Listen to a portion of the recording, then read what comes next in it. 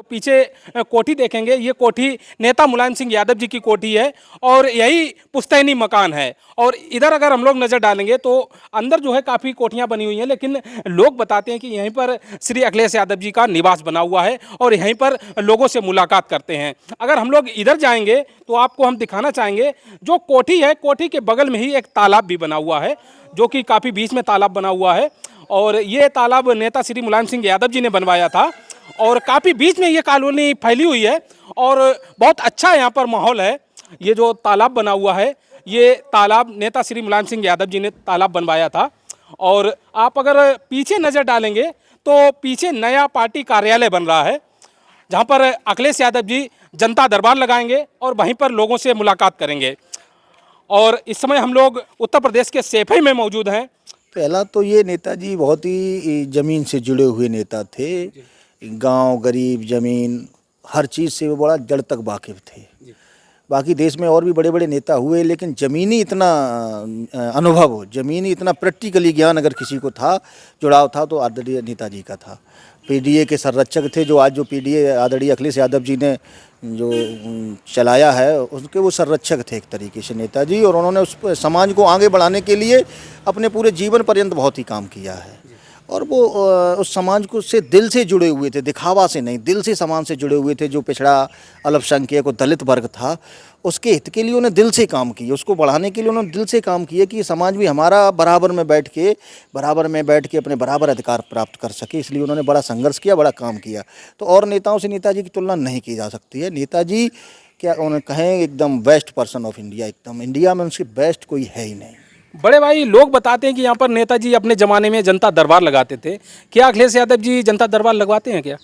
जी, आदरणीय अखिलेश यादव जी नेताजी के पद चिन्हों पर पूर्णतया जे मान के चलिए चल रहे हैं।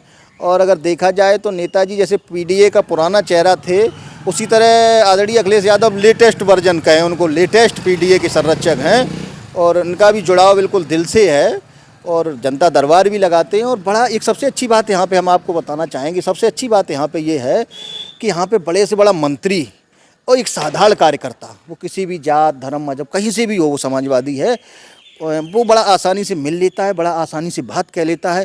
जैसे हमें भी कभी ज़रूरत पड़ती है तो हमें यहाँ के बड़े से बड़े अधिकारी के बारे में अगर मुझे कोई शिकायत भी करनी होगी या कोई भी बात कहनी होगी तो मैं अपनी सहजता से कह सकता हूँ।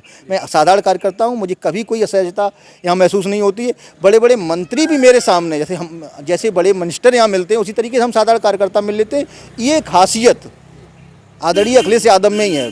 इन भारत के किसी भी राजनेता में ये खासियत नहीं है कि वो एक साधारण कार्यकर्ता से इतनी सहजता से मिले। आदरणीय अखिलेश यादव, आदरणीय तेज प्रताप जी ऐसे मिलते हैं जैसे कि ये हमारे भाई हैं, परिवार के मित्र हैं। मतलब कभी ये लगता ही नहीं कि मैं इतने बड़े नेता से मिलने आया हूँ।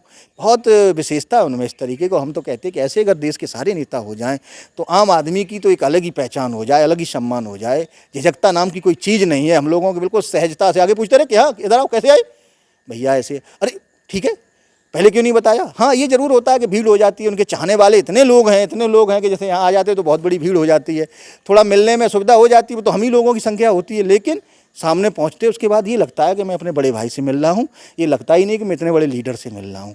ऐसा स्वभाव होना ये तो गॉड गिफ्ट है, उनको ईश्वर का तोहफा है। हम तो कहते अगर ऐसे भारत के सारे नेता हों तो क्या कहने, बहुत अच्छे नेता हैं। इस दिन जब तक नेताजी रहे तो उनने इस आसपास के जितने भी पहलवान थे गांव में, उनको बढ़ाने का बड़ा काम किया, प्रोत्साहन भी दिया कुश्ती। और कहीं कुश्ती होती तो वो अपनी गाड़ी रुकवा लेते, फ्लीट रुकवा लेते थे कि रोकिए कुश्ती हो रही, तो बड़ा उन्हें उससे लगाव था, रुक के पहुँच जाते थे।